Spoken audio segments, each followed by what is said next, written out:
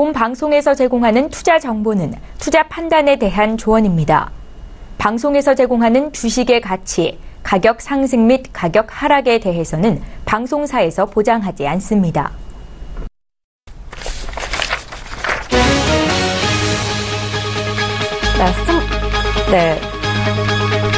헤드라인 뉴스입니다. 유엔 안전보장이사회가 북한의 지난 주말 준중거리 탄도미사일 북극 2형 발사를 규탄하고 추가적인 대북 제재 결의 여부를 논의했습니다. 비공개로 진행된 회의에서 안보리 이사국들은 무엇보다 기존 대북 제재에 충실한 이행 방안을 집중적으로 논의한 것으로 알려졌습니다. 뉴욕 증시는 도널드 트럼프 행정부의 예상안이 시장 예상에 거의 부합했다는 분석 속에 상승세를 나타냈습니다. 뉴욕 증권거래소에서 다우존스 지수는 전장보다 0.21% 상승한 2937.91포인트의 거래를 마쳤습니다. S&P 500 지수는 전장보다 0.18% 높은 2398.42포인트에 나스닥 지수는 0.08% 상승한 6138.71포인트의 장을 마감했습니다. 유럽 주요 증시는 전날 밤 맨체스터 폭탄 테러를 겪은 영국을 제외하고는 일제히 소폭 오르며 장을 마감했습니다. 독일의 닥스 지수는 전날 종가보다 0.31% 오른 12,659.15포인트로 마감했고 프랑스의 캬크 40 지수는 0.47% 오른 5,348.16포인트로 장을 마쳤습니다. 반면 영국의 FTSE 100 지수는 0.15% 떨어진 7,485.29포인트로 장을 마쳤습니다. 국제유가가 주요 산유국들의 감산 연장 기대감에 상승세를 나타냈습니다. 미국 뉴욕 상업거래소에서 미 서부 텍사스산 원유 6월 인도분은 전일보다 0.34달러 오른 배럴당 51.47달러로 마감했습니다. 오는 25일 오스트리아 빈에서는 열리는 제172차 오펙 정기회의에서 감산 9개월 연장에 합의할 것으로 전망되고 있습니다.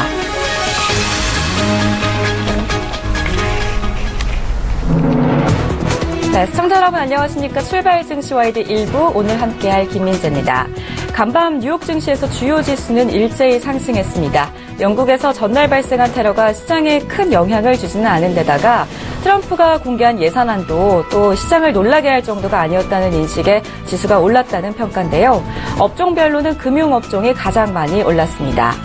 이어서 어제 국내 증시 마감 상황 보죠. 코스피가 이틀 연속 종가 기준 사상 최고치를 기록했습니다. 2,311포인트가 어제 종가였는데요. 기관 매수가 강해지면서 장중에는 역대 최고치인 2,326포인트까지 올랐습니다. 코스닥 지수는 어제 0.3% 오르면서 644포인트를 기록했습니다. 자, 오늘 출증 일부 시간에는요, 증시에 영향을 미칠 글로벌 국내 이슈 자세히 분석해 보겠습니다. 출발 증시 와이드 1부 지금 시작합니다.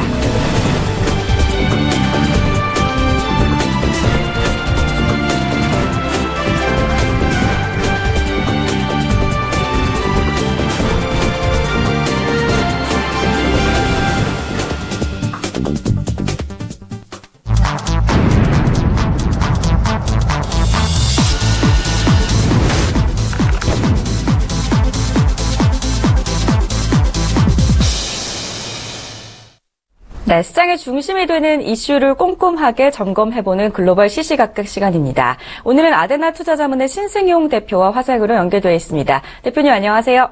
네, 안녕하십니까. 네, 반갑습니다. 오늘도 좋은 말씀 부탁드릴게요. 첫 번째 이슈부터 살펴보겠습니다. 지난밤에 국제유가는 미국 원유 비축분의 절반 정도를 시장에 방출하겠다는 백악관의 발표 소식에 한때 급락하는 모습이었는데요. 하지만 내일 개최될 오펙 회의에서 감산 연장 합의 가능성이 높아지면서 다시 한번 상승세를 이어가고 있는 모습입니다. 국제유가의 향후 방향성과 함께 주식시장으로서의 영향을 좀 살펴주실까요? 예, 다들 알고 계시는 내용이겠습니다만, 오펙 회의, 이제 하루 앞으로 다가왔죠. 25일. 내일은 우리나라에 두 가지 중요한 이슈가 있습니다. 영향을 줄 만한 부분. 오펙, 그 회의가 그 첫 번째일 것 같고요. 두 번째는, 한은의 금리 결정 부분. 결국 25일로 다들 기억을 하시면, 괜찮지 않을까 이런 생각을 하고 있습니다. 일단, 오펙 회의, 공식 회의 임박을 하게 되면서 시장, 지난번 글로벌 증시를 좀 간단하게 좀 살펴보게 되면요. 다들 알고 계시는 내용이겠지만, 일단 미국, 백악관으로부터 트럼프 대통령의 다소간의 지금 원유 시장, 국제 원유 시장의 가격을 뒤흔들 만한, 그런 어떤 한마디가 나왔었죠. 미국의 전략 비축률을 내년부터 절반 정도를 시장에 방출하겠다. 소위 말해서 시장에 내다 팔면서 그들의 세수 부족분을 메워나가겠다라는 그런 이야기. 일단 국제 유가 시장 다소간 좀 출렁거리는 그런 모습이 나타났습니다. 하지만 오펙 회의 감산 연장 기대감이 작용을 하면서 국제유가 다시금 재상승 반전하는 그런 모습 나타났었는데, 또 한 가지는 영국에서의 테러 소식 다들 알고 계시겠습니다. 영국에서 테러 소식이 있었던 유로존 같은 경우 영국 0.15% 하락에 불과한 그런 모습이었다. 오히려 다른 국가들, 독일과 프랑스를 비롯한 다른 국가들은 상승세를 계속해서 이어가는 그런 모습들이 나타나줬다라는 점. 그만큼 시장 상당히 긍정적인 그리고 강력한 어떤 그 투자 심리가 지금 현재 작용하고 있음을 그대로 시장 내에서 나타내주고 있다라고 표현을 할 수 있을 것 같습니다. 다시 이제 그 원점으로 좀 돌아가 보면요. 25일에 있을 오펙 공식 회의 임박. 이제 15일에 이런 일이 있었습니다. 중국에서 있었는데요. 오펙 회의의 대표격이라고 할 수 있는 사우디, 그리고 비오펙 국가, 비오펙 산유국의 대표격이라고 할 수 있는 러시아. 양자 간의 합의가 있었죠. 추가적으로 9개월 동안 감산을 연장하겠다라는 합의를 만들어냈다. 이로 인해서 내일 있을 오펙 회의에서 9개월 감산 연장 합의 큰 무리 없이 진행될 가능성이 높지 않겠냐라는 오히려 기대감 내지는 긍정적인 기대감이 시장 내에서 계속 작용하고 있다라는 점. 하지만 이제 국제 유가는 이제 한 50달러에서 55달러 내외에서 계속해서 유지가 될 가능성이 높다라는 그런 판단이 전망이 우세한데요. 그 가장 중요한 것, 어찌 보면 국제 유가가 급등할 가능성은 오히려 상당 부분 없다. 왜냐하면 전략 원유의 비축류의 방출 부분 한 가지. 두 번째, 이 대체제라고 할 수 있는 셰일가스의 어떤 그 증산, 이런 부분들이 결국은 시장 내 하방 압력으로 작용할 가능성이 높지 않겠느냐. 그렇다 보면 일단 큰 그림에서의 상승 추세는 이어가되 박스권 내에서 크게 벗어나지는 않을 것이다라는 점. 근데 여기에 우리가 오히려 더 중요한 방점을 좀 둬야 될 것 같습니다.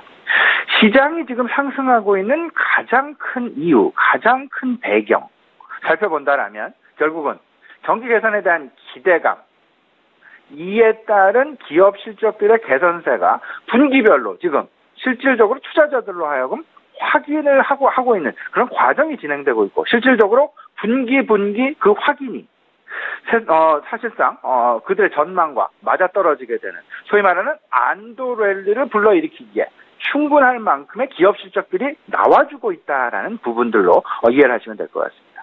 결국 시장 경기 개선의 기대감이 있다라면 인플레이션에 대한 기대감이 동시에 작용을 할 수밖에 없을 것이고, 그 인플레이션에 대한 기대감의 근간, 원초적인 가장 중요한 부분은 국제 유가의 방향성일 수 있다라는 부분.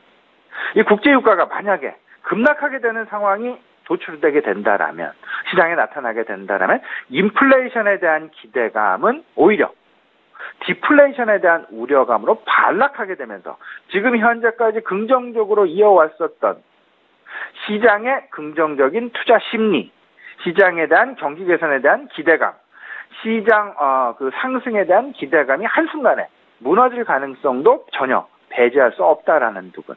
이런 부분들로 하여금 실질적으로 현재 상황에서 국제 유가의 최소한의 하방 경직성 확보는 상당히 중요한 의미, 상징성을 가지고 있다라는 부분. 따라서 우리 시청자 여러분들도요, 주도주의 움직임, 경기 민감주들의 움직임, 이런 부분들도 상당히 중요한 어떤 그 시장 상승의 원동력이 될 수 있겠지만, 이를 가장 원초적으로 뒷받침해주고 있는 시장 내 주요 결정 요인은 결국은 국제 유가의 방향성일 수 있다라는 부분. 국제 유가의 방향성, 인플레이션 기대감, 경기 개선에 대한 기대감, 기업들의 실적 개선 기대감, 모두 다 한 묶음으로 한 가지로 같은 일맥상통하는 그런 과정 속에서 이해를 보시면 아마도 시장의 흐름을 읽어가시는데 상당 부분 도움이 되지 않을까 생각이 됩니다. 네, 국제유가의 향후 방향성과 함께 주식시장으로의 좀 어떤 영향을 미칠지에 대해까지 자세하게 살펴봐 주셨습니다. 계속해서 두 번째 이슈 살펴볼게요. 4차 산업혁명이 현재 긍정적인 시장 흐름에 힘을 보태고 있습니다. 미국 내 4차 산업 관련주들인 애플과 구글, 또 테슬라 등의 주가가 연일 시장 수익을 3배 이상 앞지르는 모습을 보이고 있는데요. 한편 인공지능의 대표격이라고 할 수 있는 알파고와 커제 바둑대국이 어제 5일간의 일정으로 개막을 했습니다. 우리 시장 내 인공지능 테마주들의 재부각 가능성을 좀 어떻게 보고 계신가요? 예, 시장 크게 이제 그 세 가지로 분류가 가능할 것 같습니다. 첫 번째, 경기 민감주 주도형 시장 상승. 두 번째, 소위 말하는 중국 사드 관련주들과 관련된 소위 말하는 한동안 시장 내 관심을 받지 못했었던 저평가 주가 주식들에 대한 관심 부분. 세 번째, 4차 산업혁명을 비롯한 전반적인 중소형주들에 대한 테마주 형성 가능성, 테마주 재부각 가능성에 대한 기대감. 여기에 추가적으로 한 가지 더 덧붙인다라면 신정부 출범과 맞물리게 되면서 신정부 정책, 새로운 정책에 대한 기대감 부분이다라고 보셔야 될 것 같은데요. 그중에 한 가지, 4차 산업혁명.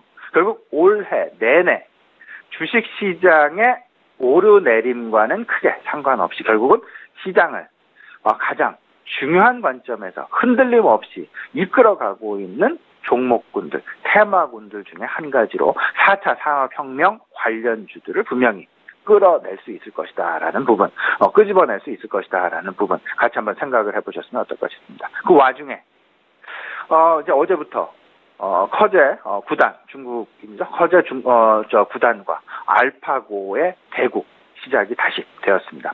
물론 그 시장에서의 관심 내진 시장에서의 전망대로 커제의 그리고 알파고의 완승이 예상이 되고 있는 그런 상황. 그리고 어제의 결과도 알파고가 승리를 한 그런 모습들이 나타났었다라는 부분.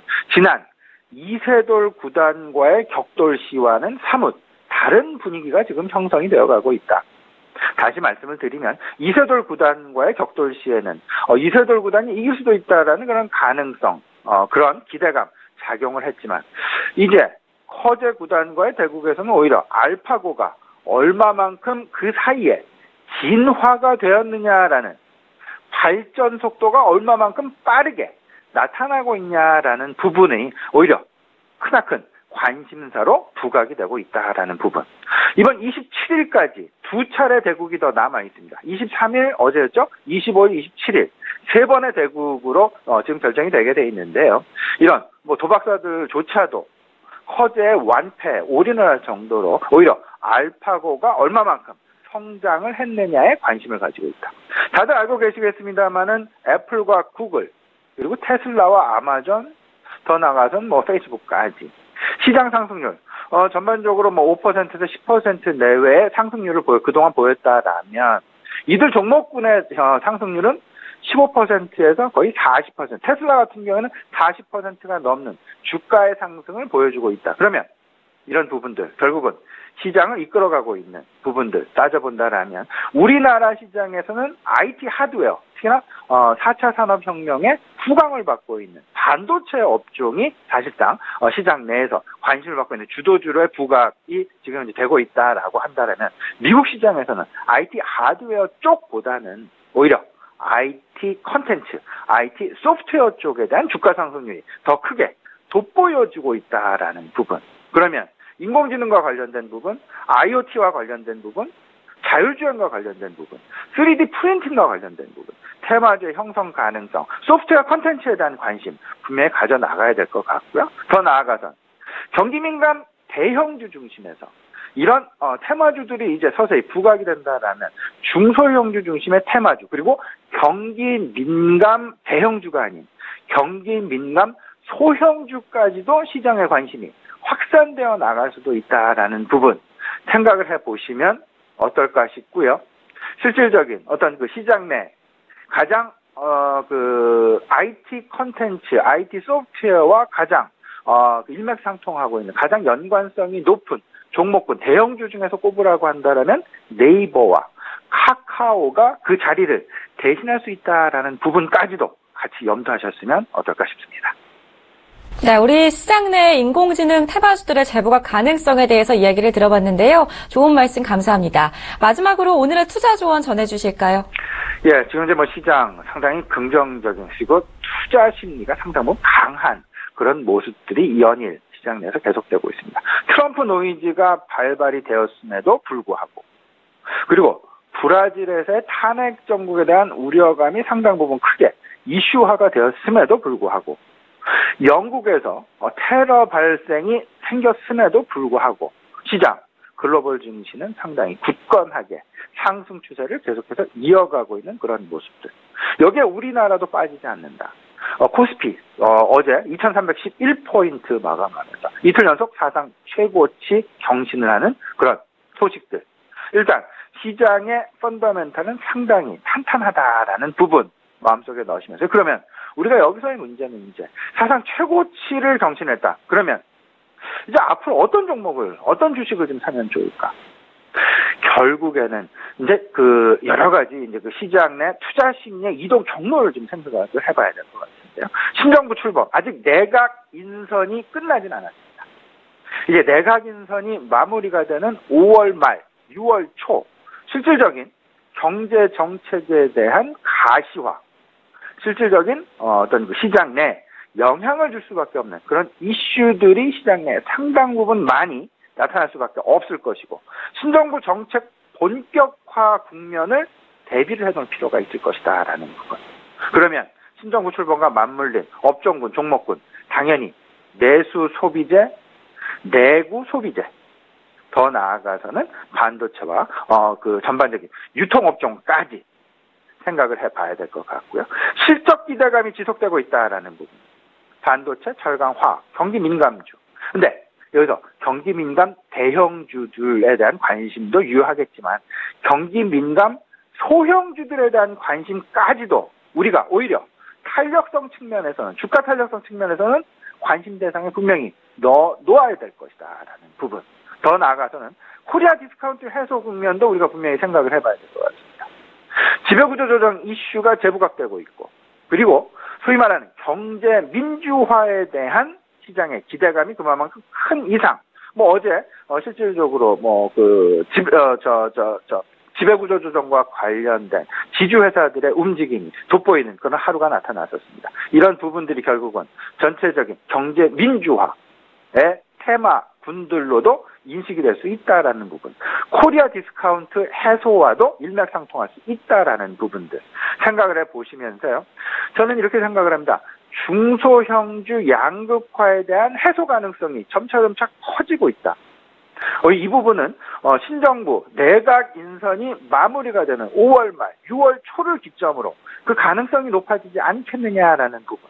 시장 내 경제적인 그리고 실적과 관련된 펀더멘탈이 계속해서 우수한 그런 시점 속에서 전반적인 시장의 투자 심리의 긍정적인 심리 확산, 이 확산을 주도주 쪽으로 쏠림 현상으로 보시지 마시고 오히려 확산 현상에 나타날 가능성이 높을 것으로 보시는 것이 오히려 낫지 않겠느냐. 따라서 경기 민감 대형주 같은 경우에는 빠른 순환매 양상 쪽으로 이해를 해보시면 좀 유효할 것으로 생각을 좀 해보시면 어떨까 싶고요. 오히려 확산 쪽으로 생각을 해보시면서 소형 경기 민감주, 그리고 경기가 개선되다 보면 내구 소비재에 대한 수요가 늘어나게 됩니다. 내구 소비재에 대한 관심, 내수 소비주에 대한 관심, 결국은 그리고 정부의 경기 부양책은 건설업종을 중심으로, 유통업종을 중심으로, 그리고 가교 역할을 하고 있는 은행업종에 대한 그런 관심이 여전히 유효하다라는 부분, 아울러서 말씀을 좀 드려봅니다.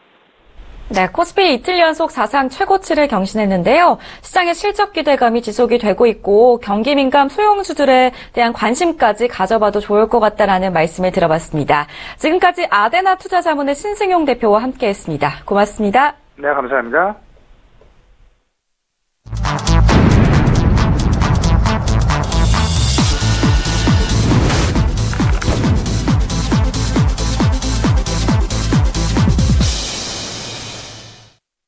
네, 국내 시장 쟁점을 분석해보는 라이브 이슈타임입니다. 오늘은 한국투자증권의 김권진 차장과 화상으로 연결되어 있습니다. 차장님 안녕하세요. 네, 안녕하십니까.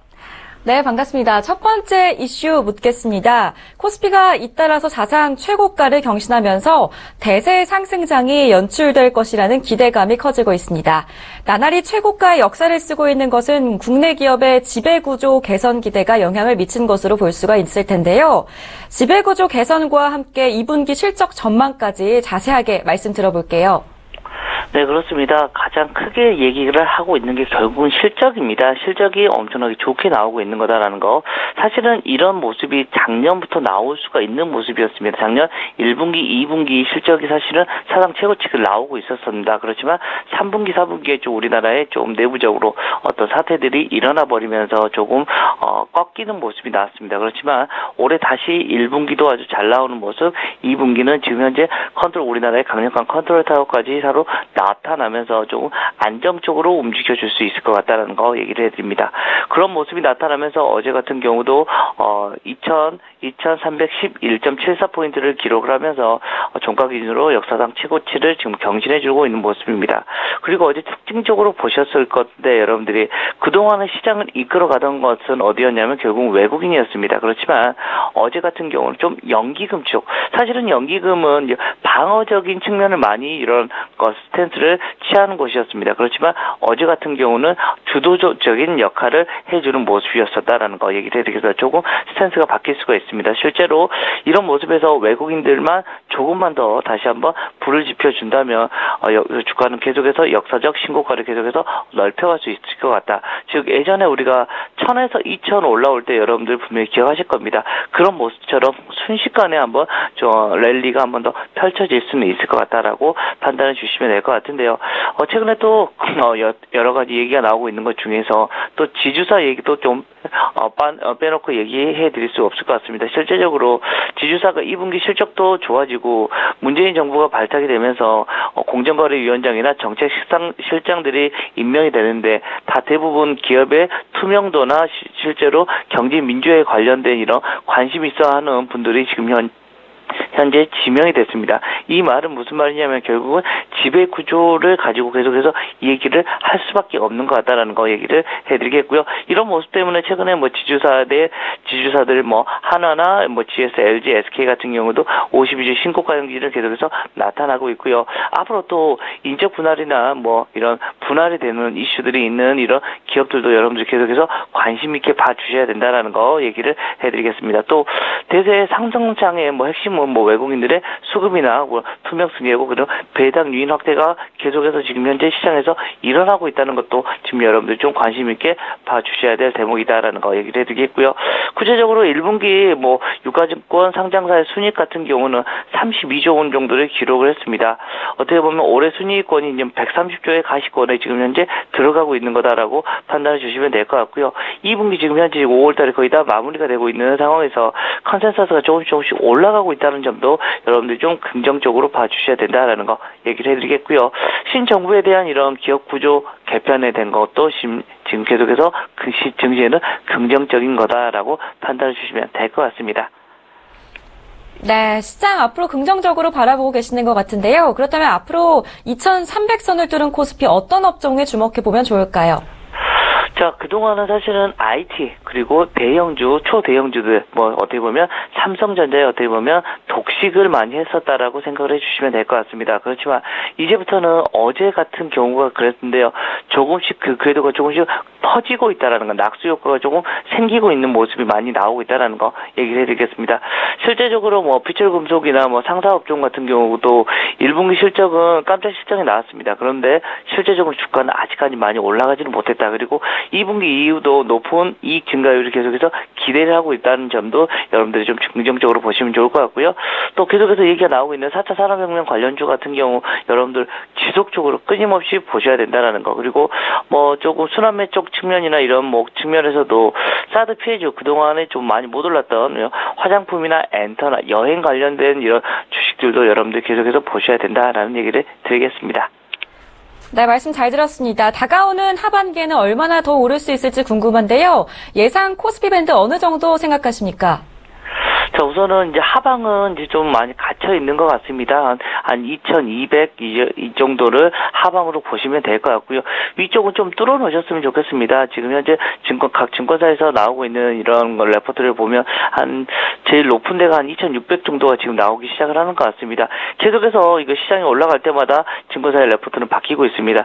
실제적으로 제가 지금 올해 최소한 그래도 못 가도 한 2,600선까지는 충분히 열어놔도 될 것 같다라는 이런 얘기를 해드릴 수가 있을 것 같고요.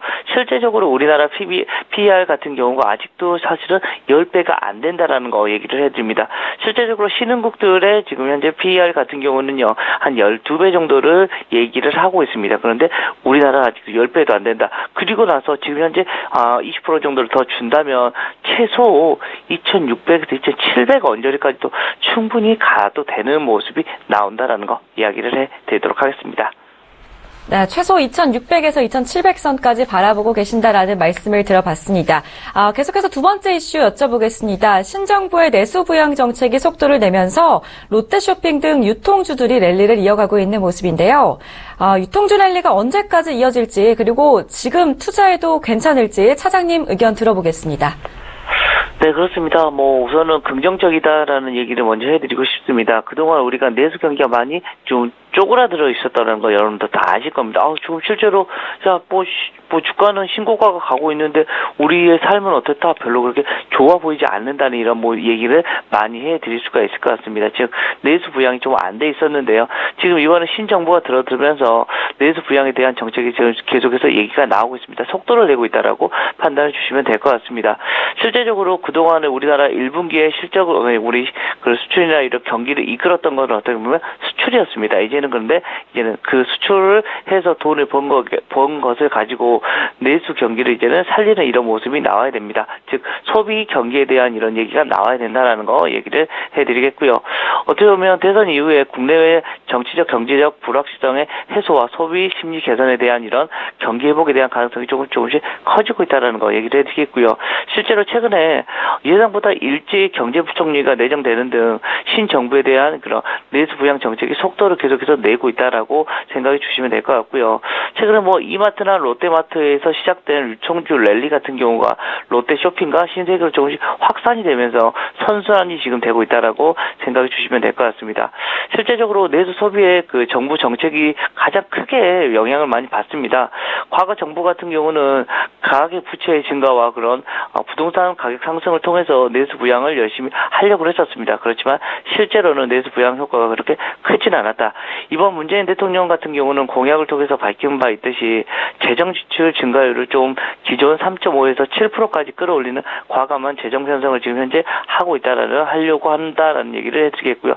이런 것을 늘리면 내수 부양이 될 수밖에 없는 거고 유통 외부에는 당연히 호재로 얘기가 나올 수가 있다라는 거 얘기를 해드리겠습니다. 실제적으로 정부 정책 윤곽이 내각 인선이 거의 다 이제 마무리가 되는 것으로 이제 나타날 수가 있을 것이다라고 생각을 해드릴 수 있을 것 같고요. 크게 나타나면 소비 장려를 위한 세제 혜택까지도 줄 수 있을 것 같고 노동자가 어찌됐든 노동 시간이 단축이 되면 소비를 할 수 있는 시간이 조금씩 늘어날 수 있을 거다. 그리고 노동 시간이 단축이 되면 또 일자리가 새롭게 창출이 되면서 새로운 소비 수요가 생긴다라는 거 얘기를 해드리겠고요.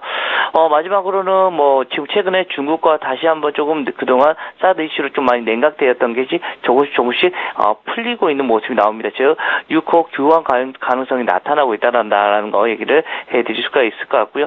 소비의 심리가 여기서도 좀 다시 한번 좀 플러스되는 요인이 분명히 나타날 수 있을 것이다라는 얘기를 드리겠습니다. 네, 유통주 랠리가 언제까지 이어질지에 대한 답변을 좀 들어봤고요. 계속해서 세 번째 이슈 살펴보겠습니다. 올해 1분기 가계부채가 1,360조 원에 육박해서 또다시 사상 최대치를 기록했습니다. 하지만 부채 증가 속도는 주춤한 것으로 나타났는데요. 가계부채 이제 좀 안심해도 되는 걸까요? 자, 우선은 아직은 안심할 단계는 아닌 것 같다라는 결론을 먼저 드리겠습니다. 실제적으로 아직까지도 사상 최고치를 지금 현재 정신에 가고 있는 모습이다라는 거 얘기를 해드리겠고, 좀 더 안 좋은 게 뭐냐면 좀 정부 측이나 이런 데서 대체로 좀 규제를 하다 보니까 어떻게 돼 있냐면 실제적으로 은행권에서는 그렇게 많이 늘지는 않았습니다. 그렇게 많이 늘지 않았는데 어디서 많이 오히려 늘어버렸냐면 제2금융권에서 조금 풍선 효과가 많이 생겨버린 것 같다라는 거 얘기를 해드리겠습니다. 그러면 이건 더 악순환이 될 수도 있는 모습이 여기서 또 발생이 될 수도 있다라는 거 얘기를 해드리겠습니다. 실제로 가계부채가 올 초 3개월간 17조 원이나 늘었습니다. 그리고 총액이 1,360조에 근접을 했다라는 거 얘기를 해드리겠습니다. 그리고 올해 계속해서 금리는 상승기입니다. 전 세계는 금리 상승기고 우리나라도 아직까지는 사실은 계속해서 기준금리를 잡고 있습니다. 그렇지만 실제로 은행에 가보면 대출 금리는 조금씩 상승을 하고 있는 모습입니다. 어떻게 보면 예대 마진이 조금씩 커지면서 은행주들은 좋다. 그렇지만 실제적으로 대출을 많이 가지고 있는 사람들은 조금씩 불안해지기 시작을 한다라는 얘기를 해드리도록 하겠습니다.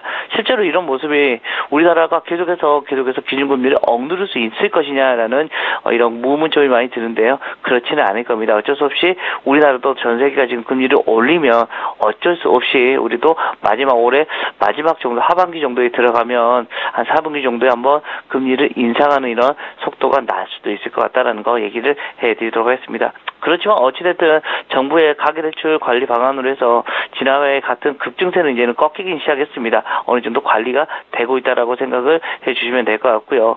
신규 가계대출 증가액이 실제로 전기에는 13조 5천 정도 됐었는데 전년 동기에는 5조 6천보다는 많이 축소가 된 것은 맞다라고 얘기를 해드릴 수가 있을 것 같고요. 올해 1분기 가계 부채 증가폭은 역대 최대치인 지난해 4분기보다 한 29조 원 정도가 될 수 있을 것 같다는 얘기를 드리겠습니다. 네, 가계부채 아직 안심하기에는 이르다라는 답변을 들어봤습니다. 끝으로 이제 개장까지 35분 정도 남아있는데요. 오늘의 투자 조언 한 말씀 전해주시죠. 자, 오늘도 여전히 계속해서 좀 긍정적으로 보시는 게 맞을 것 같다라는 거 얘기를 해드리겠고요. 오늘 여러분들이 가장 관심 있게 보셔야 될 게 연기금이 어제와 같이 연속적으로 매수가 들어와 주느냐 아니면 외국인들이 그래 다시 돌아와 주는 이런 모습이 나와야 된다라는 거 가장 중요해 본다라는 거 얘기를 해드리겠습니다. 주가는 그렇습니다. 어떻게 보면 실적으로 대변될 수 있을 것 같습니다. 기승전 실적과 또 하나 기승전 수급입니다. 수급과 실적이 맞물리게 된다면 주가는 우리가 지금 현재 예상하고 있는 것처럼 우상향해 주는 모습이 분명하게 나올 수가 있을 거다라는 거 얘기를 해드리겠고요. 지금 현재 전 세계 글로벌 경기가 좋아지고 있습니다. 이거는 확실한 팩트고요. 실제적으로 우리나라는 작년부터 움직였어야 되는데 계속해서 조금씩 좋아지는 모습은 우리는 후발 주자로서 계속해서 올라오는 모습. 최근에는 전 세계에서 우리나라 코스피가 가장 많이 상승이 되고 있다는 거 여러분들 잘 보셔야 될 것 같다라는 거 얘기를 해드리겠고요. 그동안 또 대외 변수들이 좀 많았는데 이런 것들이 대부분 다 그냥 잘 눌러지고 우리나라의 호재성이 이런 훨씬 더 시장에 더 많이 반영이 된다는 거 좀 긍정적으로 여러분들이 확인해 주시면 좋을 것 같다라는 얘기를 드리겠습니다. 네, 오늘 시장도 긍정적으로 내다봐도 좋을 것 같습니다. 지금까지 한국투자증권 김권진 차장과 함께했습니다. 고맙습니다. 네, 감사합니다.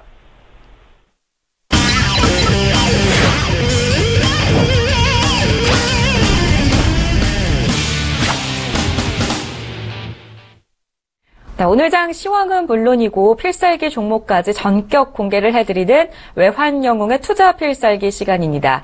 SAR 인베스트먼트의 신동원 대표와 화상으로 연결되어 있습니다. 대표님 안녕하세요. 네, 안녕하십니까. 네, 반갑습니다. 필살기 종목 공개에 앞서서 외환영웅이 지난 시간에 추천해주신 종목에 대한 수익률부터 점검해보고 오겠습니다. 지금 화면에 5가지 종목이 나가고 있습니다. 먼저 가장 높은 수익률을 기록한 메리츠 화재를 살펴볼게요. 4월 18일에 편입해 주셨는데요. 어제 종가 기준으로 14.1%의 수익률을 기록하고 있습니다.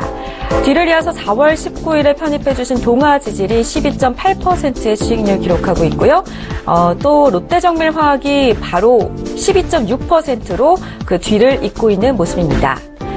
이어서 GS 살펴보겠습니다. 9.3%에 10%에 가까운 수익률을 기록하고 있습니다. 5월 17일에 편입해주신 종목이고요. 가장 최근에 편입해주신 애경유화는 현재 0.4%의 수익률을 기록하고 있습니다. 이어서 외환영웅의 베스트 필살기 수익률 살펴보겠습니다. 4월 19일에 편입해주신 더존비주온이 현재 22.2%의 수익률을 기록하고 있고요. 한국종합기술이 39.2%의 수익률로 가장 높은 수익률을 기록하고 있습니다. 두 가지 종목 다 어제 매도 의견 주셨는데요. 수익 보신 분들 진심으로 축하드립니다. 그렇다면 지난주 추천주 중에서 어떤 종목 리뷰를 들어볼까요? 예, 오늘은 5월 2일 추천드렸던 종목 롯데정밀화학은 5월 20일 장중 목표가를 달성했습니다. 롯데정밀화학은 최근 52주 신고가를 경신하는 등 지속 상승이 기대되는 종목입니다. 항상 얘기하지만 52주가 신고가를 경신해서 두려워서 이제 팔아야 되겠다는 분들 그렇게 생각하지만 반대로 생각해 주시기 바랍니다. 올라가기 때문에 다른 개인들은 전혀 살 수가 없습니다. 갖고 있는 분들은 끝까지 홀딩하는 전략. 청산하는 목표가 됐을 때 제가 청산하라고 하지만 한 주만이라도 좀 갖고 와서 1년, 5년, 10년 동안 갖고 가는 전략 반드시 필요하겠습니다. 다음엔 5월 12일 날 추천드렸던 종목 하나케미칼 또한 52주가 신고가를 경신했습니다. 매수가 대비 지금 현재 7.1% 수익 중으로 종목 물량을 갖고 계신데 이 종목도 마찬가지입니다. 물량을 80%에서 90% 청산하고 나머지 10%에서 20%도 조금씩 청산하면서 갖고 와야 돼. 여러분들의 습관이 제대로 좀 안 돼 있는 분들은 한 주 정도 갖고 와서 1년, 10년, 50년 계속 갖고 가는 그런 스타일. 그렇게 하면 누적으로 반드시 수익으로 날 것으로 예상됩니다. 이상입니다. 네, 12.6%의 수익률을 기록하고 있는 롯데정밀화학과 7.1%의 수익률을 기록하고 있는 한화케미칼에 대한 리뷰 함께 들어봤습니다. 보유 의견 참고해서 들고 나가시기 바랍니다. 계속해서 해외 선물 시황 점검 전해주실까요? 예, 오늘은 항생지수는 오늘은 횡보로 좀 보면 되겠습니다. 제가 해외지수나 코스피 선물지수 얘기하는 거는 내일 모레가 아니라 그냥 오늘 데일리입니다. 오늘 하루 동안 매매에 대해서만 얘기하는 겁니다. 자, 횡보로 좀 봐주시면 되겠고요. 지수로는 25,493 지지시 상방으로 좀 봐주시고요. 혹시나 25,691이 저항이 될 때는 거기서는 이제 매도 전략으로 좀 대응해 주시면 되겠습니다. 다음 국제유가입니다. 국제유가는 오늘은 횡보 상방으로 좀 봐주시고요. 51.04 지지시 상방입니다. 혹시나 51.04가 깨지면 50.62 부근에서 저점 매수 전략, 내려올 때마다 눌림일 때마다 매수하는 전략 반드시 필요하겠습니다. 다음 금입니다. 금은 오늘은 횡보 하방으로 봐주시고요. 올라올 때마다 될 수 있으면 매도 전략. 자, 지수로는 1253.3 저항시 하방으로 봐주시고요. 혹시나 1253.3이 돌파가 됐을 때는 1255.6 부근에서 다시 한번 매도 전략 하방뷰를 보면서 매매해 주시기 바랍니다. 자, 다음 유로FX입니다. 유로FX는 오늘은 횡보 하방, 이 또한 올라올 때마다 매도 전략. 자, 지수로는 1.12210 저항시 하방이고요. 유로FX 혹시나 1.12210 돌파시 1.12355 부근에서 매도 전략, 하방 전략 반드시 필요하겠습니다. 마지막으로 S&P 500은 오늘은 횡보로 좀 봐주시면 되겠습니다. 아래에서만 매매하는 전략 반드시 필요하겠고요. 지수로는 2387 지지시 상방이고요. 혹시나 2404.75 부근에 올라올 때는 매도 전략, 아래에서만 하는 전략 반드시 필요하겠습니다. 이상입니다. 네, 해외 선물 시황 오늘 하루 매매 방향성에 대해서 지수까지 자세하게 짚어주셨고요. 이어서 국내 시황 점검과 함께 필살 종목 공개까지 해주시죠. 예, 코스피 지수 아직까지 상방의 힘이 남아있습니다. 혹시나 선물 옵션 중에 선물이나 옵션 하시는 분들 품매수나 선물 매도하지 마시고 상방을 보면서 계속적으로 매수 전략 반드시 필요하겠고요. 개별 종목 하시는 분들은 반드시 지수에 맞춰서 대응해 주시기 바랍니다. 오늘은 단기 횡보 하방으로 좀 봐주시면 되겠고요. 2320.60 저항시 하방입니다. 이때 부분에서 만약 개별 종목들이 수익이 좀 어느 정도 났으면은 물량을 축소하는 전략으로 해주시면 되겠고요. 다만 100% 청산하지 마시고요.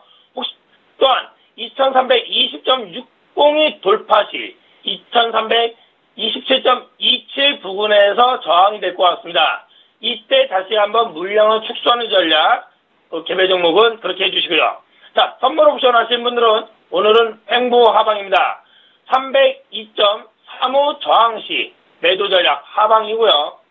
혹시 302.35가 돌파시 303.95 부근에서 매도 전략이나 긴 추세는 아직까지 살아있습니다. 그렇기 때문에 개별 종목 대응하시는 분들 이 지수에 맞춰서 필사의 종목 말씀드리겠습니다. 두산엔진입니다. 두산엔진 종목 코드 082740. 이 종목은 선박용 엔진 위주의 엔진 전문 메이커로서 선박용 엔진 및 이에 부수되는 부품을 공급하는 기업입니다. 세계 2위의 저속 엔진은 약 20%의 시장 점유율을 유지하고 있고요. 지속 성장되는 종목입니다. 목표도 돌파 시 80%에서 90% 축소, 나머지는 지속 확보하는 전략, 홀딩하는 전략 반드시 필요하겠습니다. 매수가로는 오늘은 현재가로 제시해드리고요. 목표가는 4,500원입니다. 손절가는 3,700원이고요. 지금 계속적으로 시장이나 언론에서 좋다고 하는데 그런 거 신경 쓰지 마시고 각자 개별 종목 수익 때는 끝까지 갖고 오는 전략, 손실 나면은 100% 청산하는 전략, 이 두 가지만 갖고 시청자 여러분들 반드시 개별 종목 매매해 주시기 바랍니다. 이상입니다. 네, 지금까지 SJ로 인베스트먼트 신동원 대표와 함께했습니다. 고맙습니다. 예, 감사합니다.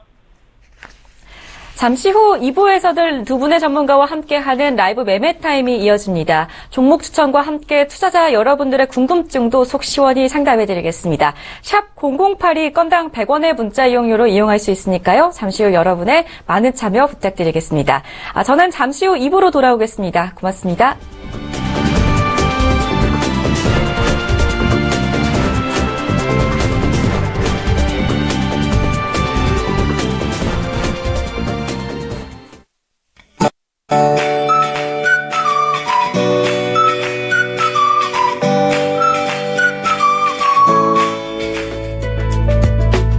안녕하세요. K웨더 라이프스타일 예보 최씨입니다. 서울을 비롯한 수도권 지역과 경기 북부 지역으로는 비가 그친 상태지만 강원 남부와 충청, 남부지방으로는 어제에 이어 오늘도 비가 내리는 곳이 많습니다. 앞으로 이 지역들로 5에서 20mm의 비가 더 내리겠고요. 이번 비는 아침에 강원 남부와 충청, 호남 서부지방부터 그치기 시작해 오후면 대부분 그치겠습니다. 비가 그친 뒤에는 전국이 맑은 가운데 덥겠습니다. 최고 기온이 서울이 28도가 예상되면서 어제보다 4도나 높겠고요. 그 밖에 대부분 지방 어제보다 높겠습니다. 다행히 기압골 영향에서 벗어난 뒤라도 그간 내린 비가 대기를 깨끗하게 씻겨준 데다 대기 흐름도 원활하기 때문에 미세먼지 농도는 보통 수준을 나타내겠습니다. 다음은 자세한 지역별 오늘 날씨를 나절 예보를 통해서 살펴보겠습니다. 강원 남부와 충청도는 비가 내린 뒤 아침에 모두 그치겠습니다. 중부지방의 낮 기온 서울과 춘천 28도로 어제보다 높겠습니다. 영남 동해안은 아침까지 비가 오는 곳이 있겠고 낮 기온 속초 21도, 울진은 18도로 상대적으로 낮겠습니다. 남부지방의 비도 아침에서 오후 사이 그치겠고 낮 기온 광주는 26도까지 오르겠지만 대구는 22도로 크게 오르지 못하겠습니다. 전해상으로도 비가 온 뒤 그치겠고 물결은 낮게 일겠습니다. 강원 영동과 경북 북부 동해안은 내일도 비 소식이 있고 그 밖에 전국은 당분간 대체로 맑은 날씨 속에 대기가 메말라가겠습니다. 여기에 기온은 나날이 올라 30도까지 오르면서 무척이나 더워질 전망입니다. 날씨였습니다.